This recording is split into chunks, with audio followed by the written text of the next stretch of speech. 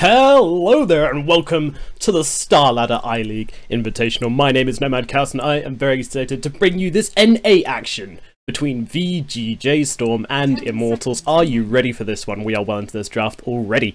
VGJ.Storm, of course, going for their Sanking and Disruptor combo. They've been playing there a little bit. They actually got their Wisp banned out. Now, they've been playing a lot of Wisp recently, so obviously Immortals picking up on that and throwing that hero out of the window. We won't be seeing any Dark Willow today either. Now, Immortals also managed to pick up their Razor and the Naga Siren, so quite a strong intro from them.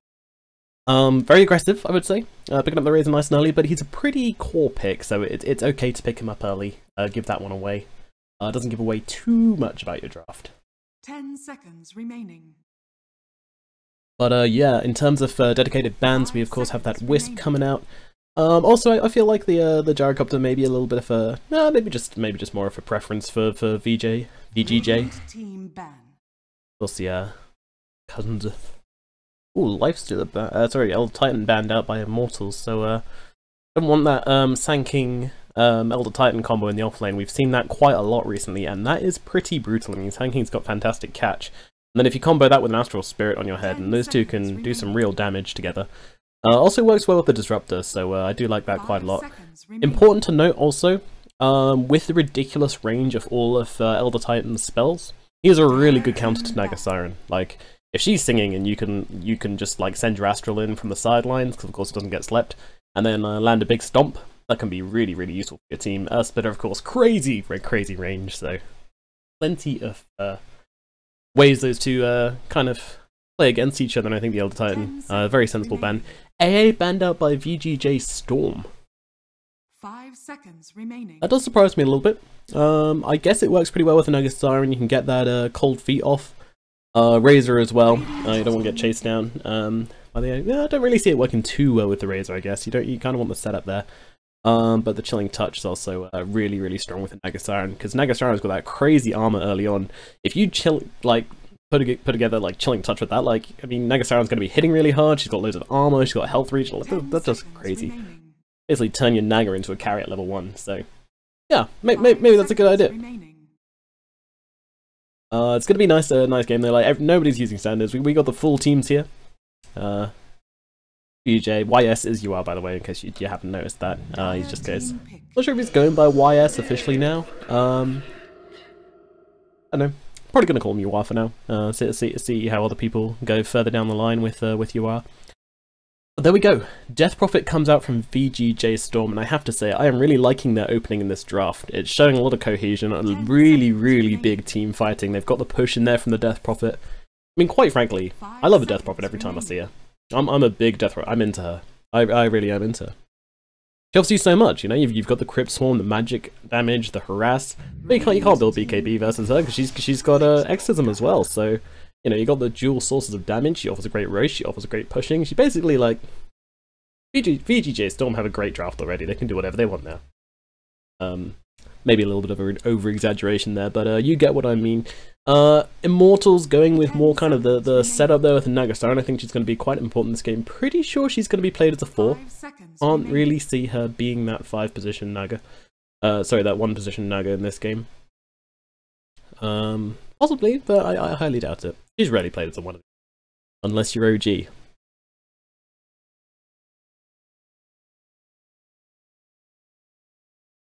So VGJ with the next pick gonna be. This is of course the first round of the StarLadder I-League Invitational.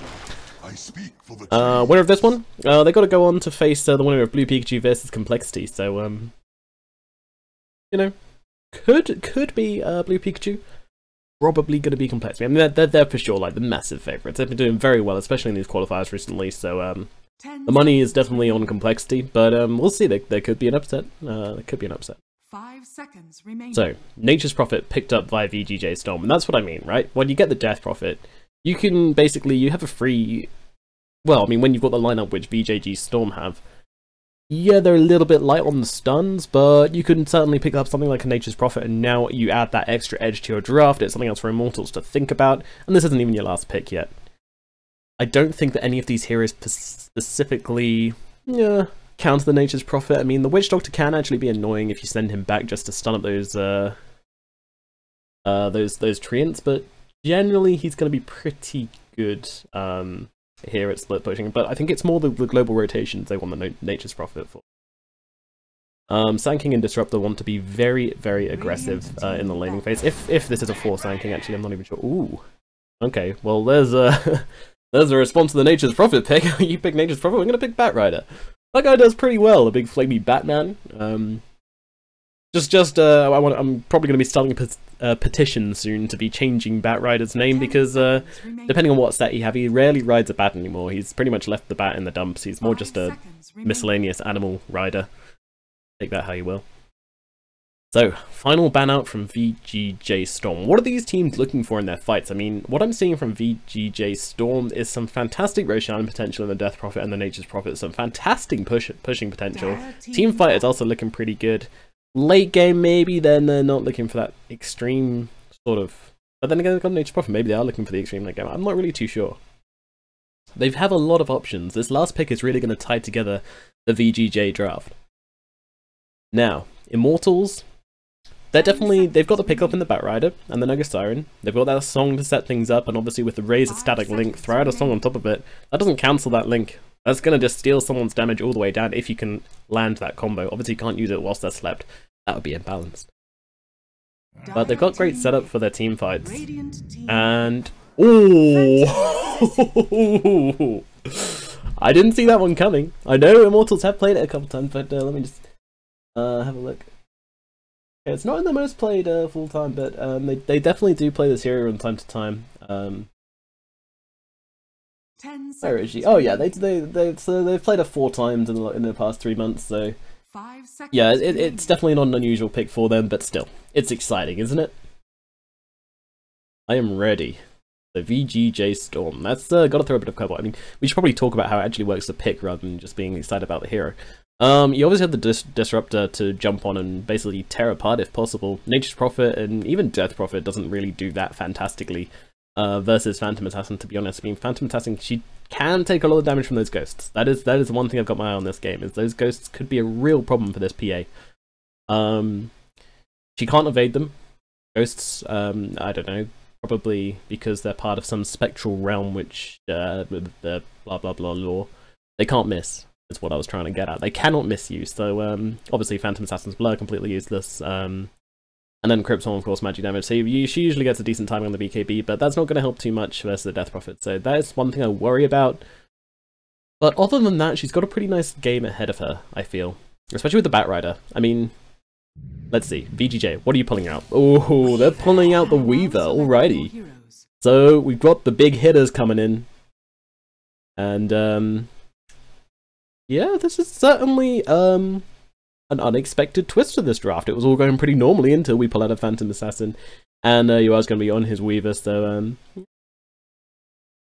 interesting stuff. So VGJ.Storm, they've got the fighting. They're definitely going to be stacking up that anti-armor and looking to take down... I mean, who do you take down though? The Phantom Assassin and the Razor are both going to be big threats in this game. I guess it all depends on the laning phase. A lot of this game is going to depend on the laning phase. Both teams have horrendous snowball potential. I don't want to be that pessimist, but this could be a one... I don't want it to turn into this way, but I think it's going to be one team are going to stomp, and the other one's not even going to get a look in. But I could be completely wrong. 5 seconds remaining. At the same time, though, this... I'm trying to find like the key counters. I mean, obviously Batrider does very, very well versus an H-Prophet. Actually, picking a Weaver into Batrider is incredibly brave, now I look at that. Do they have the save for it, though? They've got the Glimpse already against the Batrider, though. So you're picking a Batrider into a Disruptor, and then you're putting a Weaver into a Batrider. So things are getting weird, guys. You might be able to tell, but I'm UK. I'm not used to this NA Dota. I'm not used to this. These plays, these 200 IQ drafts, but here we go, getting into it. I love these drafts anyway. I think it's going to be a fantastic match to watch. The fights are going to be explosive. My name is NomadCasts, this is the StarLadder I-League Season 4, and we are getting into it.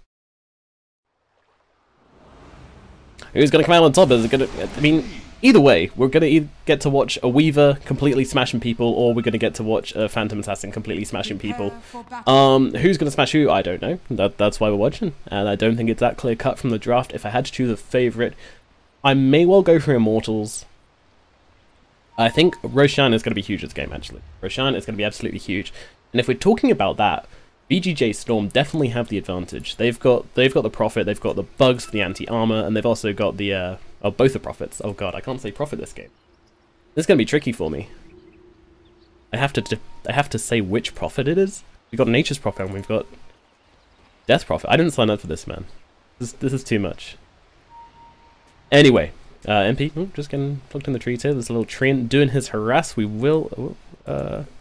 Smoke, not going to find anybody from Immortals. 30 seconds. Then we'll just head back to their side of the river.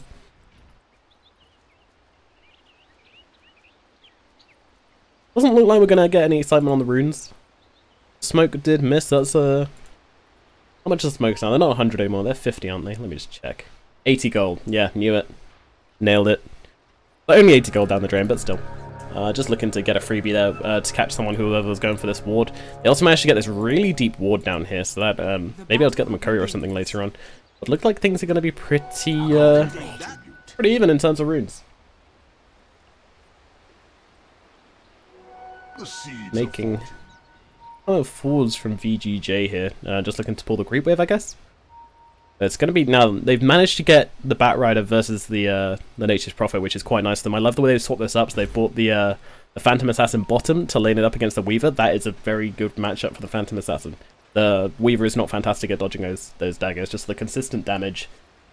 Can't really dodge it that easily. Things get awkward. So I would say this lane up does actually favor Immortals right now. Let's look at this middle lane. This is an aggressive middle lane, and as I say that, the Spirit Siphon's coming out from Tomato onto Roya. And yeah, these two just going to be battling it out. Rays are going to be coming forward with the Static Link, and then the Prophet going to be coming forward with the Spirit Siphon as well.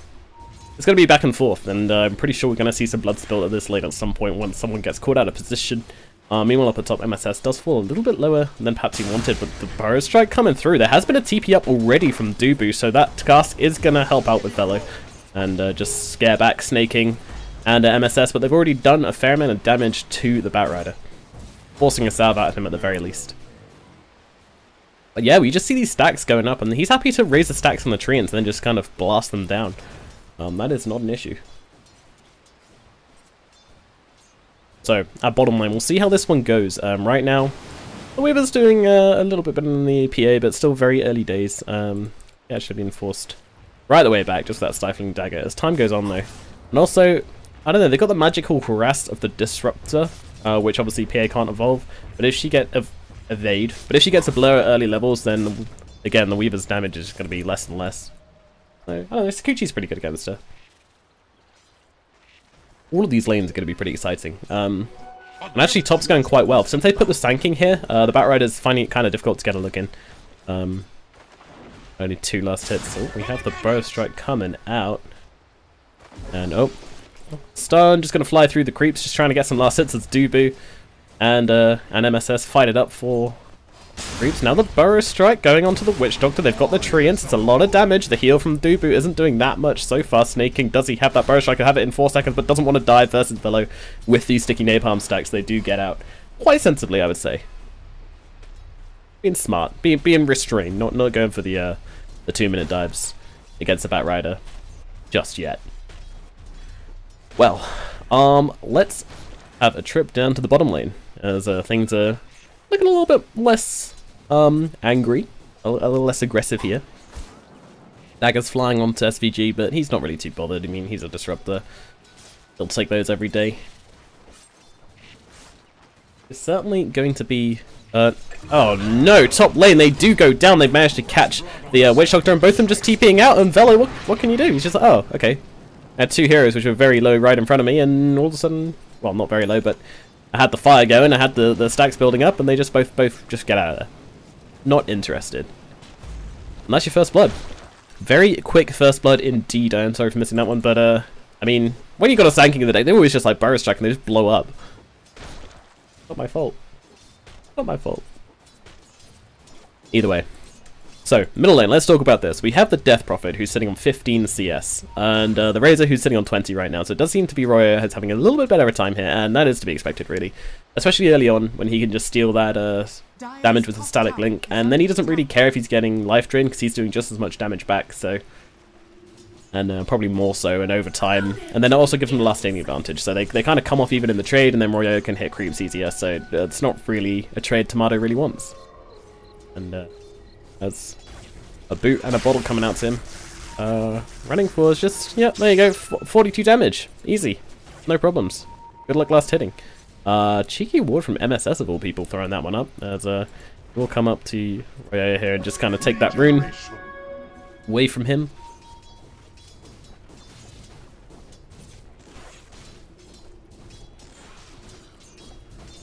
So down in the bottom lane, Yawa, MP, fighting up against each other. What is this Weaver going to build this game? He's actually got the bottle lined up, which is quite interesting, but we have seen a resurgence in bottle builds in the side lanes. I mean, you've always got those bounty runes available, especially on fast movement heroes like the Weaver. And oh, MP just trying to take some farm away from SVG, who's not too happy about this, but with the dagger it's quite difficult to last hit against her. They did manage to get one in.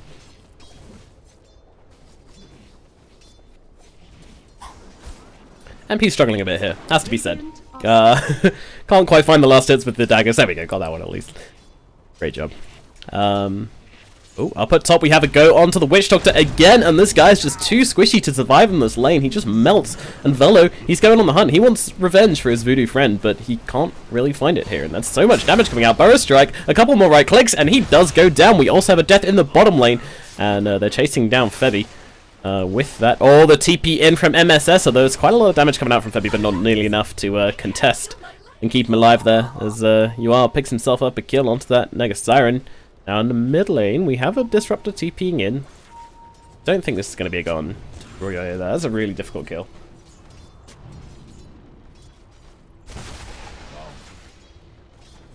He's still going to go for the side link, and this is what they were waiting for now. Both of them coming forwards here. They have that glimpse available. They have the kinetic field as well. I think Royo may suddenly realize he's in a bit of trouble. He's going to try and get the TP out, and actually, he makes it.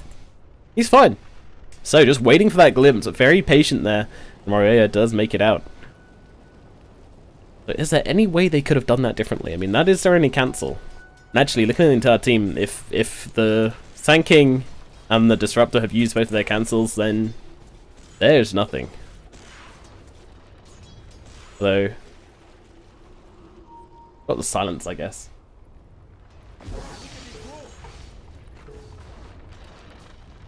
Well, top lane, Velo. He's starting to do a lot better in this lane. He's got 22 CS. Still, uh-oh, Epicenter being used. How dare I open my mouth? And they trap him inside that kinetic field, and he cannot escape the death. Snaking, getting himself a kill.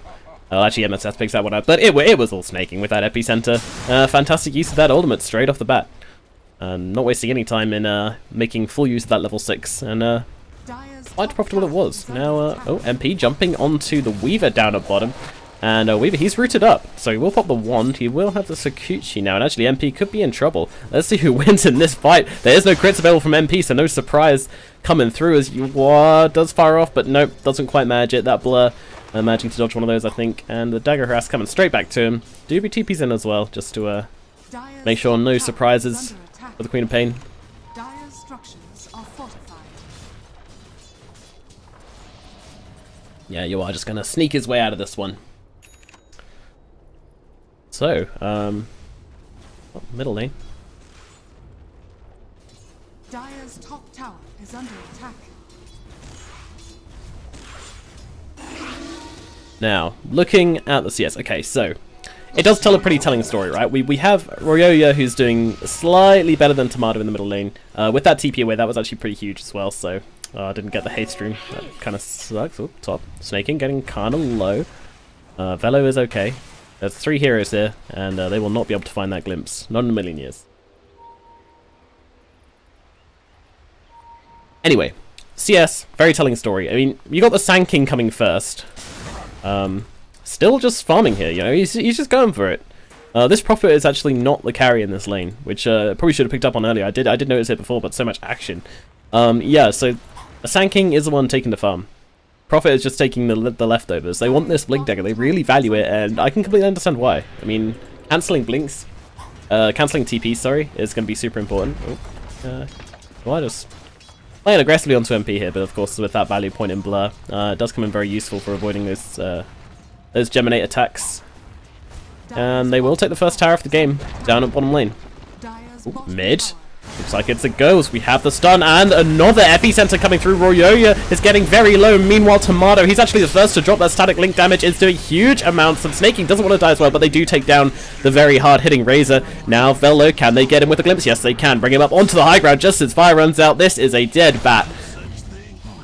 So, 2 dead. They do lose their Death Prophet, but they take the Razor and the Bat Rider in return. That's pretty valuable. That is pretty valuable indeed. I'll be happy with that one.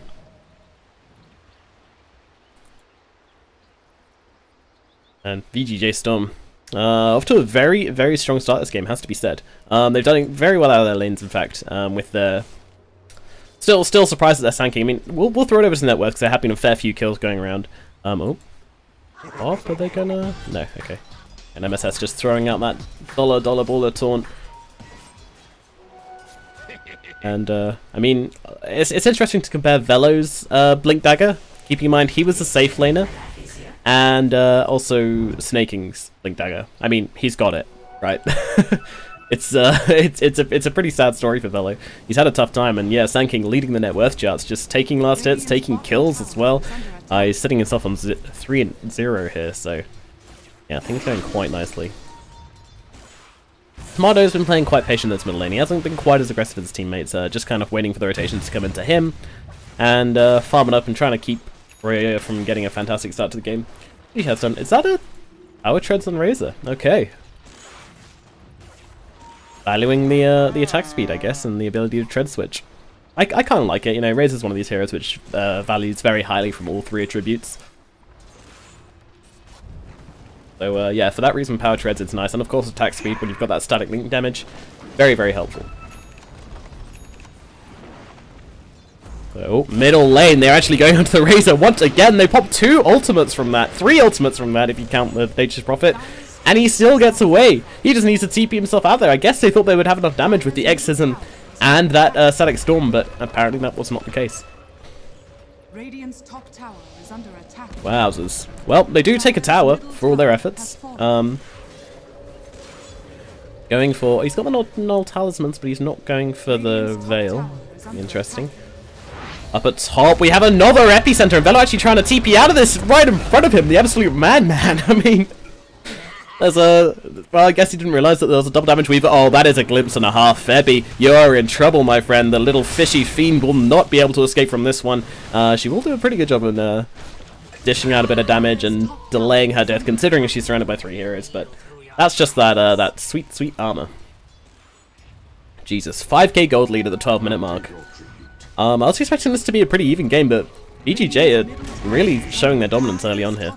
Down at bottom, though, we do find a return kill onto the Nature's Prophet, thanks to that Death Ward and thanks to the Phantom Assassin, hitting that now level 9, in fact. That's the full levels in Stifling Dagger, the full levels in Phantom Strike, or nearly there, is actually really important for PA to get kills, because she's not going to be able to kill people with, well, it's going to take a long time to kill people without a lot of levels in Phantom Strike, because your likelihood is you're only going to be able to get 1 off, and that's not really enough time to be able to get off them sweet, sweet crits. And all about the catch and all that, so... Well, top lane. We're going to have a TP in from MSS, and they are still looking to push on this, and they have so much push potential. We talked about it earlier. The Exorcism and those little trees just going to push down this tier 2 tower, and look at how quickly it falls. Throw your R into the mix just for fun, and your tier 2 is toast. At least you can use it for firewood. Our tower's made of wood? Probably not. Oh, middle lane. They have managed to find Febby. They have used the Static Storm, but that is well worth it. And VGJ.Storm are just making so many opportunities for themselves here to get kills, to push. Like, they've got an advantage in this laning phase, and they are looking to close us out. But it's one of these games where just by the draft, you're really, like, the laning phase is super important. And yeah, VGJ.Storm, definitely the emerging very victorious out of the first 10 minutes of this game as we hit minute 14 here. Destroying towers. They still have the X and not even using it. They just got Nature's Prophet, and Nature's Prophet hasn't been even soaking farm. It's not even like the Nature's Prophet has been taking a lot of resources around the map. They've been very efficient, and letting the Sand King get his early blink, and that gives them the kill potential. That gives them the safety whilst they gank. So really nicely done by VGJ.Storm. Dominant performance in the first game. Dire are scanning. A golden thread.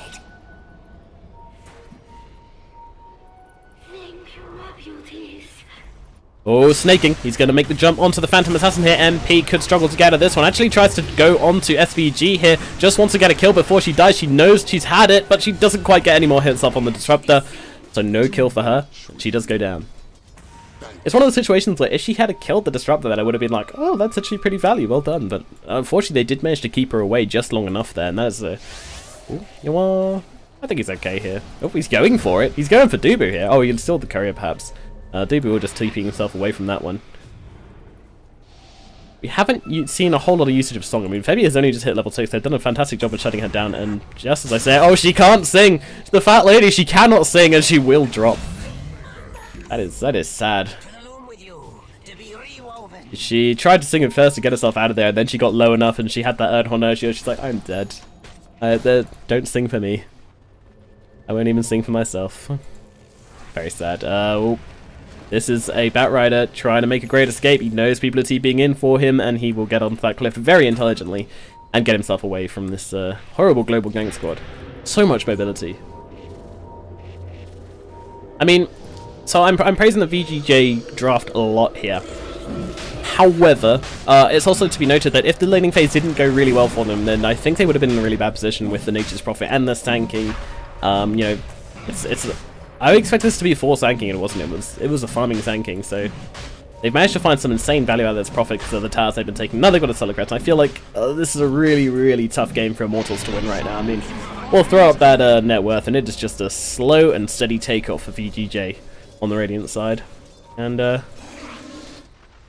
oh, Immortals, they got to pray for a miracle on the Phantom Assassin. That is it. That is their way back into this game. They got to find some huge crits. I mean, she's going for this Battle Fury. Maybe would have liked to see a Desolator or something, but she didn't know how the game was going to go. Oh, we have the stuns coming through. Who are they going to find here? It is Royoyo caught in the middle of it all, and even dropping the ulti for him. And that might have been to cancel that song, actually. Nicely done. Of course, the range is pretty small of one, but still. Debbie. I don't think he's going to get away from this one somehow. Although, maybe I've spoken too soon. Bug? Oh, it does connect. Okay, yeah. Oh, dodges it. She's buying so much time for herself here. Febby eating through the tree lines. No. Can Febby get away? Juking as hard as someone could juke. This is a Weaver. Febby is getting away from it again. Oh, Yawar. He guesses the wrong way. He doesn't know where she's gone. Can she get the TP out? It's going to be very close, but no, it's not. Yawar's given up. He went the other way. Oh, my lord. Febby with the jukes. Just the victory circles here. Absolutely deserved. You take as many circles as you want. That was fantastic movements through the trees. Well, her team might be losing, but at least she gets to say I made a fantastic play that game. Wow. And that's against a Weaver, you know, there's no understating this. You are on a Weaver with Sakuchi, maximum movement speed every 6 seconds. And bugs, like, Weaver finds you, he likes it if you go into the trees, and Febby's just like, nah, not me. We do have a defensive glimpse.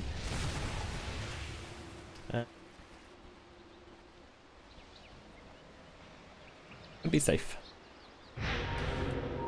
Little value shine here, and smoke straight up. VGJ.Storm not looking to let this pressure up, and that is totally the right play to make. I mean, if the Phantom Assassin is going Battle Fury, the last thing you want to do is, she's got it now, so yeah, the last thing you want to do is give her space to use it. If someone builds an item like Battle Fury, or Midas, or something like that, then you just want to start piling the pressure on, you know? They're going to be at a slight disadvantage. I mean, Battle Fury does give you a lot of damage and nice stuff for fighting, but overall it's more of a farming item. So if you can stop them being able to use the farming aspect of that item, then you are making their item choice less valuable, which is important. And of course, when you've got a gold lead, you should always be trying to take advantage of that and pushing down the other team, especially if you've got Exorcism on your team. And Nature's Prophet. And so much stuff. So let's have a look at items here. Oh, where? They've changed it. Why can't I look at items anymore? That's really sad. Well, I guess I just have to do this and take up half of the screen. Okay. I didn't I didn't realize that changed. That sucks. Like, you used to be able to just pull up a transparent thing on the side, but now we've got to take up the screen. So we have seen the Solar Crest on the Prophet as they push down this tier 2 at top, and don't worry, they are not rotating to defend this just yet. They're actually looking to go high ground. What items they hit? I mean, they got the Spirit Vessel and Blink onto the Sand King, and oh, Yoal's just straight up onto the high ground. He hasn't even got his he's actually Yoal? Okay, he's playing it very carefully. I thought he was actually going to get jumped on by the Batrider there, but apparently not. There we go. Now we get to that Lincoln Spear. So he's playing like he had the Lincoln Spear. I guess he had the Aegis and they didn't want to use the Batrider. Yeah, if they use the lasso for the Aegis, then it's not really value, so I completely understand that. Middle lane.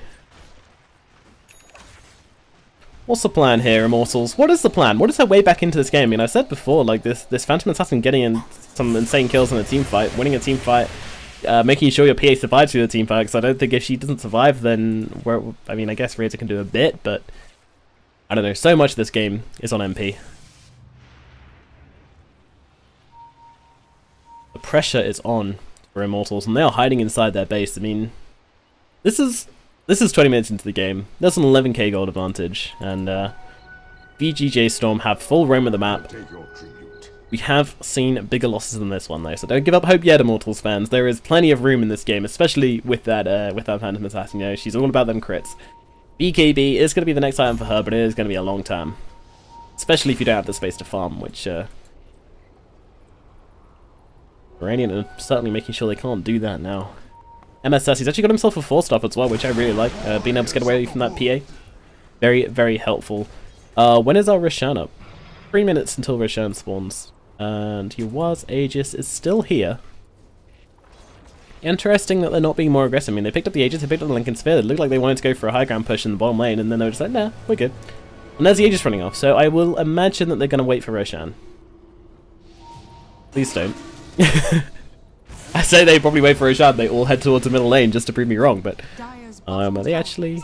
Oh, they're looking for the Bat, but Bat is well out of here. You are not going to find that one. SVG. Just saying no vision. No vision, absolutely none. And they knew that that was there because the Batrider backed out so quickly. He saw them coming, so SVG. I think there was a gank here earlier on as well, which they also managed to avoid from that ward, so... And when you're in your base, this is like the most valuable ward you can get, but it often doesn't stay out for very long.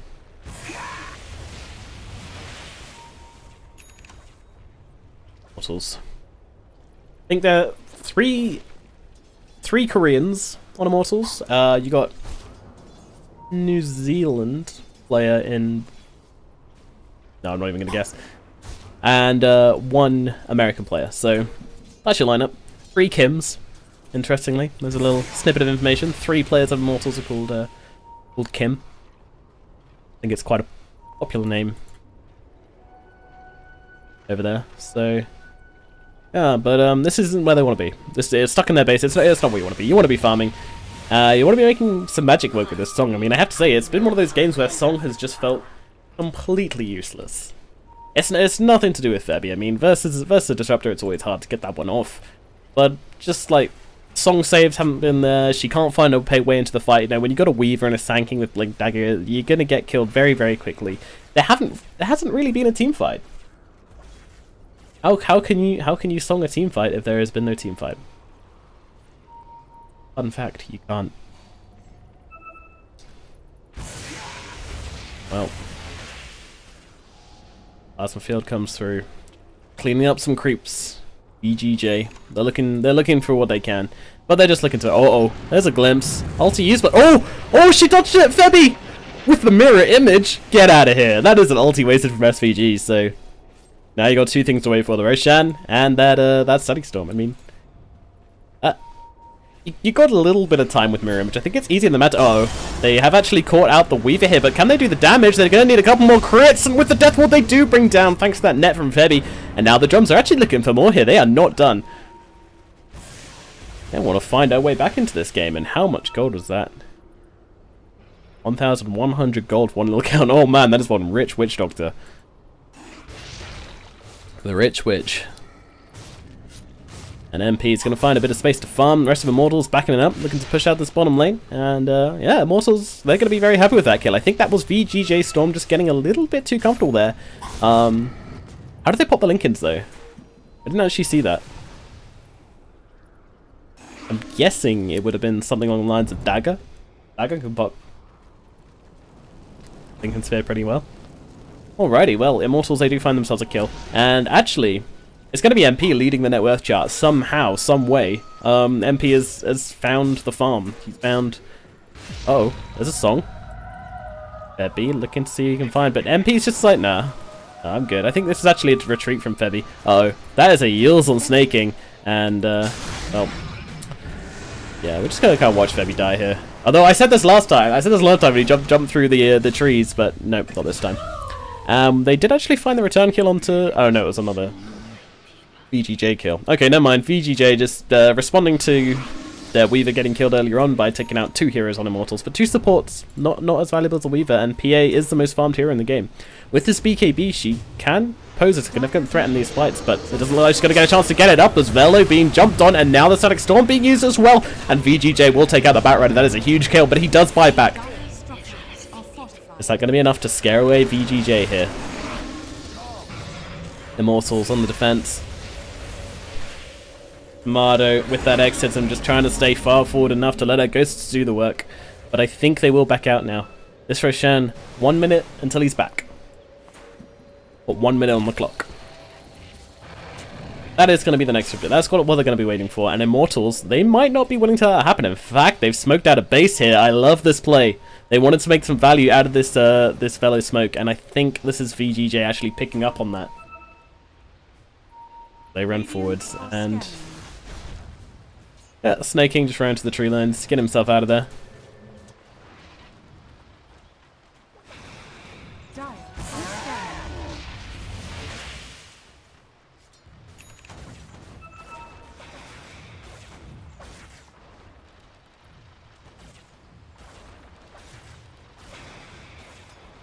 The Dire jungle. MP, Febby, and Dubu. They're kind of this 3 protect 1 or 2 protect 1 right now, as they don't want MP to die. No, Roshan is up. MP, if he walks in at the right time here, yep, that is actually a fantastic time to walk in, just as the Treant dies. So, what do the Radiant see? They have got this ward here, and they see the courier coming through, so they may know just from that. Yeah, Tomato is going to go check it out. He's actually, ooh, Aeon Disc on Tomato. That was an online I've seen before in the pro game. Now, Roshan, he's getting low. MP is doing the work, but in come VGJ. What can they do here? Disruptor. Oh my god, that is a lot of damage onto the Sand King, but he is going to be able to survive, but not long afterwards. But oh my god, look at the damage come onto the Nagasaran there. They will get that kill. Yawan needs to be careful as Royo. He's got this BKB, and he is trying to take on Tomato here. Getting glimpse back as well. The Life Spirit break does not break, and actually Royo, now that BK's begun, he's taking so much damage, and he does die as well. There's 2 down on the side of Immortals. Tomato getting a lot of damage through his very. So now comes the epicenter, and that is going to take out the Phantom Assassin. That is going to take out Dubu. Velo dropping as well. That was the game-changing buyback. Well, maybe not changing, but game confirming a buyback from Snaking there. He died pretty early on, but he came back. He had that epicenter, and Immortals just weren't ready for it. Meanwhile, MSS is doing MSS things and taking down some bottom barracks as Febby comes forward and says, "What's going on here?" And MSS is just like, "Yeah, I'm just taking your barracks, mate." And Febby's just kind of, "Oh, okay. There's nothing I can do about that, actually." And now Snaking comes in as well, right into the Dire base, and Febby, he thought he was safe. He was wrong. And there we go, the last tick of the Nature's Wrath. Wrath of Nature, sorry. Takes him out, and I think Immortals, are they going to tap out here? They're still willing to play from behind. I appreciate that. There's a lot on the line here. Here we go, bottom barracks get taken out. Prophet gonna TP himself away from that one. He's now got himself an Orchid as well, so TP's back to base to grab that Orchid. Get back in a second. The VGJ.Storm. That was a very successful Roshan fight, and now Yawar, once again with its Aegis and Lincoln Sphere, he's a very tricky bug to squish. He's one of those bugs where you see him flying around your room for a couple of days and you think, right, I'm done with him, so you try and throw a book at him and he's still going. Wear your shoes. In the end, you just gotta let him live there. That is Yawar in bug form. Well, Immortals, they're pushing out of their side of the map.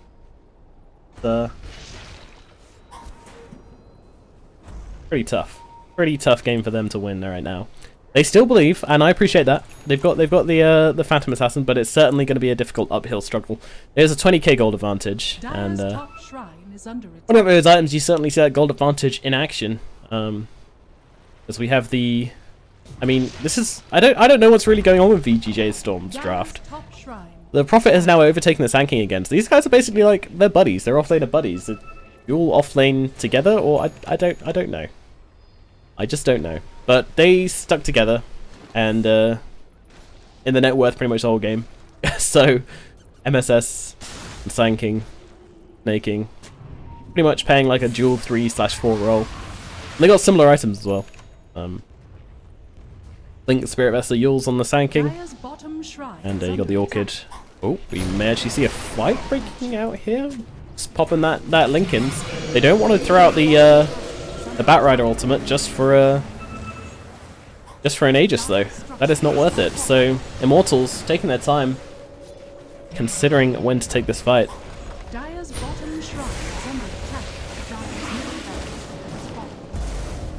Through this middle lane. And the range rack's gonna drop as well. Immortals just not really putting up a defense here, just kind of letting it happen. Pretty sad to watch. All they can do is kind of watch as their barracks go down.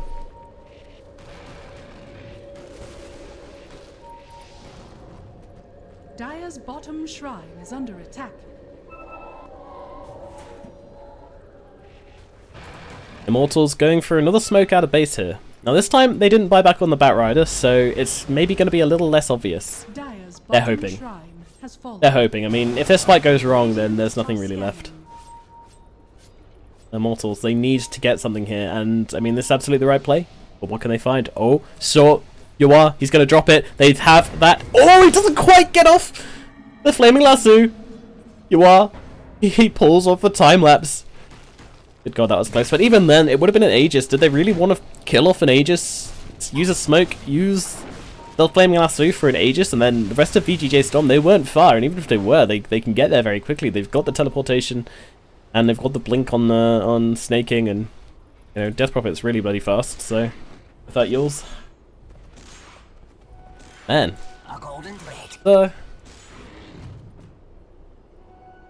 I'm almost glad they didn't get that. if they'd got off that lasso, then they probably would have. I don't know. Maybe they would have been able to kill everybody while Tweever was down and kill him a second time, but certainly it would have been hard. I don't think.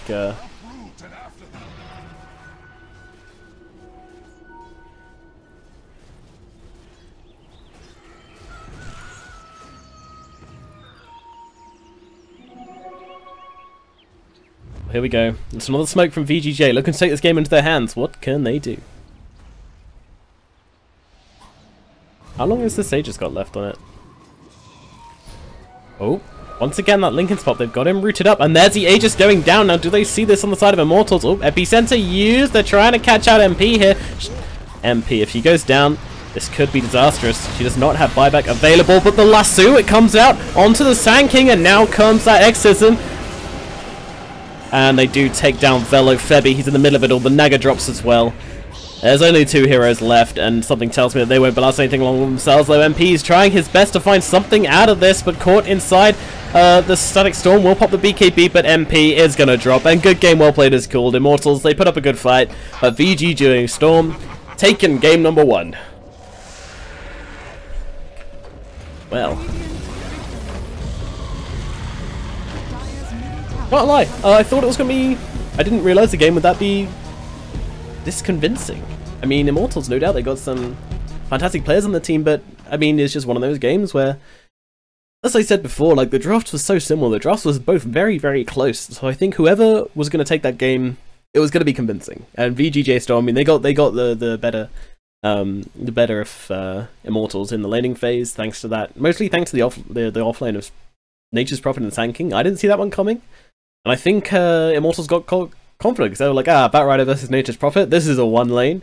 We don't need to worry about that anymore. Just kick back and focus on getting our Phantom Assassin some farm. But in fact, it was actually the Batrider who really struggled to get that early Blink Dagger, and no early Blink means no kill on Weaver, and Weaver just went kind of mental that game, and as did Prophet, but it really was a team effort. Like, no one player just snowballed them. There's that win probability. They need to put some percentages on here to actually know what that means. I don't have percentages, there's no way to. But yeah, ending with nearly a 30k net worth in the end. One thing I do want to do is just look at this real quickly. We'll look at Weaver. We'll look at Snaking and Nature's Prophet. Look at these two guys. This is how you play Dota. You know, you don't let your Nature's Prophet farm. Sand King, Nature's Prophet, they're in the same boat in this game. This is such bromance here between these two. It's like, no you farm, no you farm, no you farm, silly. And they end up, they're so close together at the end, only 300 gold, but actually Sand King comes out on top, but not really surprising considering the amount of work that Snaking did that game. Definitely MVP for me, that one on Snaking, just fantastic Sand King play, making the plays, and those epicenters early game, my god. He made so much value out of that spell. Well, my name's been NomadCasts, and I'll be back very shortly for game number 2. Don't go anywhere. Thanks for watching.